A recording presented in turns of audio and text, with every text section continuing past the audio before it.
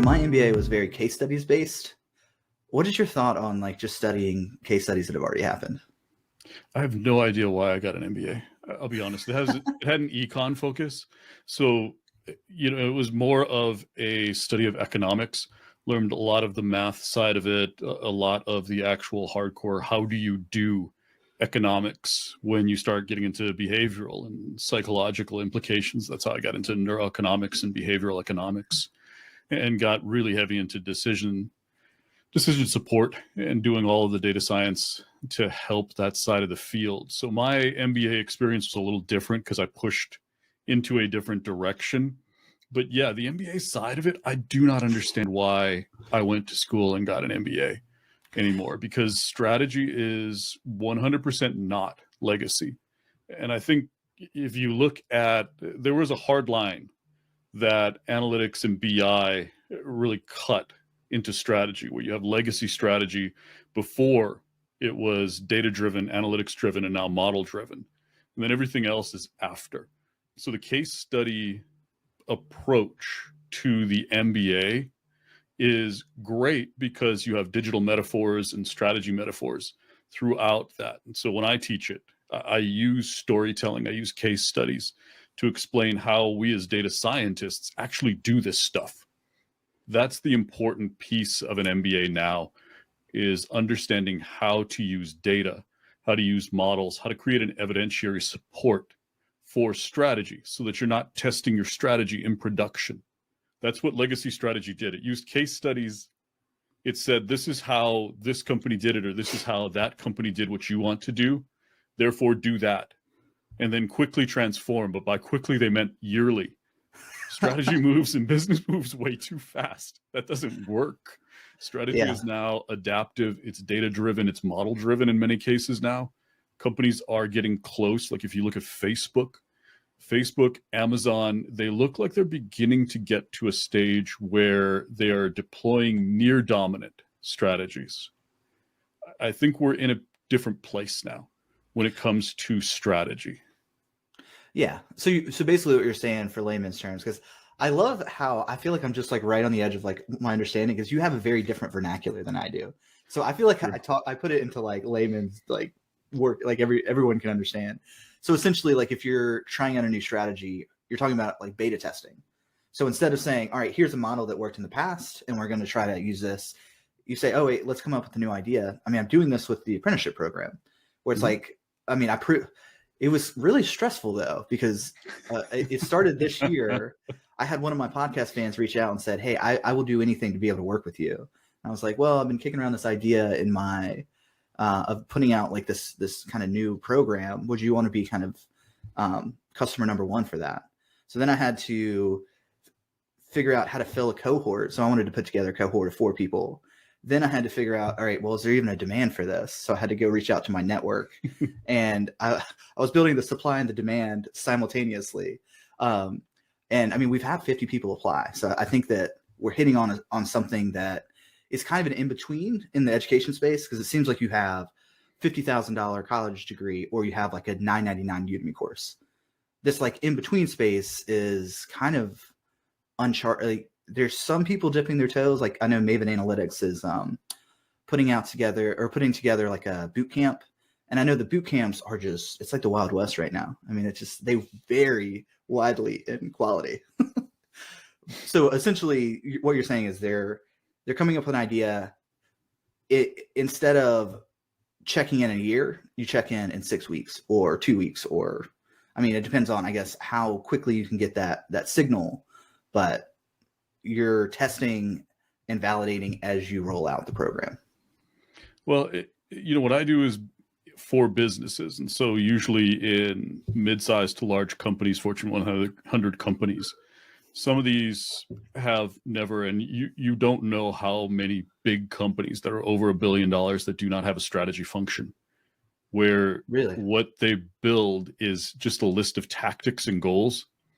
Here's what we want and here's what we're going to do, but there's no strategy connecting it. So there are companies out there calling tactics strategy. Technology services providers and technology companies are very guilty of this. They'll say, well, we're going to pursue a cloud strategy, but their cloud strategy is hire cloud architects and buy into some sort of a cloud, create some sort of a cloud. And that's not a strategy. Those are all tactics. Data scientists do this too. You'll hear chief data officers, chief data scientists who are supposed to be speaking at a strategic level saying, okay, so we're going to hire data scientists. We're going to hire some data engineers and machine learning engineers. We're going to start rolling out projects for internal efficiency. But that's not a strategy. Those are all tactics. Why are you doing this? That's what's missing in businesses. There are even large Fortune 100 companies that are very, very capable strategy strategy functions within the company. They don't apply the same rigor to technology. Technology is driving strategy rather than strategy driving technology.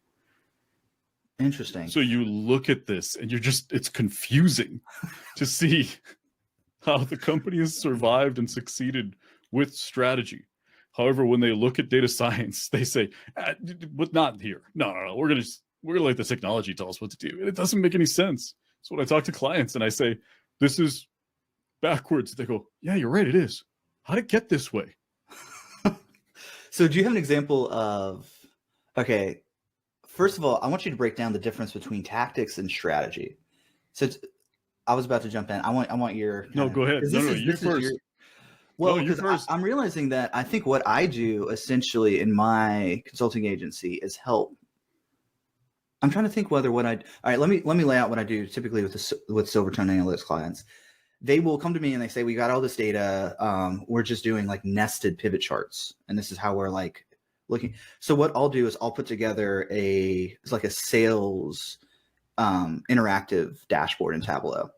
And then they'll see it. All of a sudden they realize, oh, wow, I have all this insight at my fingertips. And then they'll start iterating off of that. Is that just building out the sales dashboard? Is that just a tactic or is that a strategy? That's a tactic. So why are you building this? Why are you building the dashboard? That's the strategy. Why? Oh, okay. Never mind. Actually, we would start with a specific question. Like we want to reduce. Why that question? Why? Interesting. All right. So I'm in the learner seat here. Tell me how I can do better. So I don't know that you can. Sometimes you are stuck. And I have to say this. Your first few projects, the ones that build trust, that get buy-in, is what I talk about a lot in the class. You take what you can get. You don't start out with the Boston Consulting Group approach. You start out with whatever company you're working with, whatever allies and coalitions you can build, whatever evangelists you can get on your side, whatever teams you can get that realize, oh, this is valuable. And that's how I started my career in 2012. I was just pitching teams and they went to the one that said, yeah, I get it. So that's what you have to do. It's no different than what I was doing a decade ago when nobody knew what data science was. We're still kind of in that same state in many companies. But the best way to start is to start with the C-suite and to ask the big question, why? Why are we doing this? Because that's strategy. When you look at your business model explains why the company pursues the opportunities it does. Your operating model explains why the business creates value the way that it does. Your technology model explains why it uses technology. This is something that data science teams should be helping to create. Why data science? Why is data science better than an alternative for achieving a particular goal, moving a particular KPI, looking at an OKR, just whatever it is, wherever you start? Why are you doing it this way? Because if you start there, you can then talk to somebody in the C-suite and explain, this is why you should go this way. So here's the opportunity you want to pursue, or here's the KPI that you're looking for. Here's the free cash flow that you need. Here's the growth that your investors and shareholders expect. Tie it to something in the business and then explain why. Data science, why? Our technology, machine learning, deep learning, research, whatever it is that you're explaining the value of. Why? Why this instead of something else? Once you've been to speak that way, you can talk directly to the C-suite and they get it. Instead of they having to be convinced project by project. You don't have to build trust over the course of 2 years. You can do it over the course of a couple of months.